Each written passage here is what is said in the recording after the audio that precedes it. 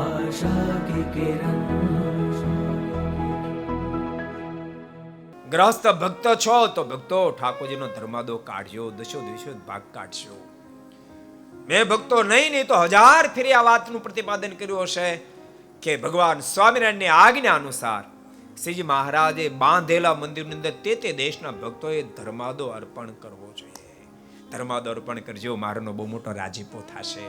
અને ભક્તો એટલા માટે અમે કહી શકીએ, એક પણ સિંગલવાર કોઈ એમ ન કહે કે દશમો વિષ્ણુ ભાગ સરદારમાં સ્વામી સ્વીકાર, સિંગલવાર ન કહી શકે. સ્વામી સિંગલવાર ન કહી શકે. એટલે મેં તમને કહી શકીએ છીએ કે દશમો વિષ્ણુ ભાગ કાઢજો અને ભક્તો મૂળ મંદિરમાં જમા કરાવજો, મારનો રાજીપો થશે. અમુક તો 1000 પ્રકારના સંકલ્પ કરે, એનું આમ થાય ને તેમ થાય. યાદ રાખજો, તમારા પાર્ટનરનો ભાગ તમે પાર્ટનરને આપ્યા પછી તમારી જિમ્મેદારી નથી આવતી એ કેમ વપરાણાય, એ કેમ વાપરે છે. એમ દશમો ભાગના તો ભગવાન પાર્ટનર છે. દશમા ભાગ એટલે તમારા 100 રૂપિયાના માંથી 10 રૂપિયાનો ભાગ ભગવાનનો છે, એને આપી દેવાનો છે.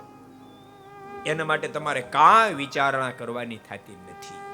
એ તમને ભલામણ કરું. અને બોલતા નહીં, મૂળ મંદિરમાં જ અપાય, એના સિવાય કોઈ નહીં.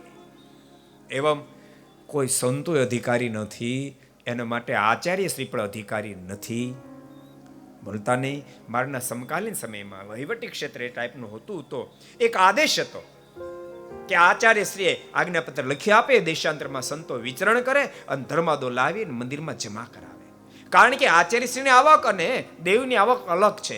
નામ અને ધર્માદો બે વસ્તુનું સંબોધન થાય છે. નામની રકમ આચાર્ય શ્રીને પ્રાપ્ત થતી અને ધર્માદની રકમ દેવના કોઠારમાં જમા થતી.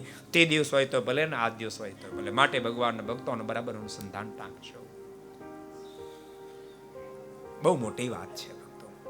મોક્ષના પથે આપણે ચાલવું છે, માટે રસ્તાને બરાબર પકડશો. को पसंद आया हो तो लाइक करें और शेयर करना मत भूलिए.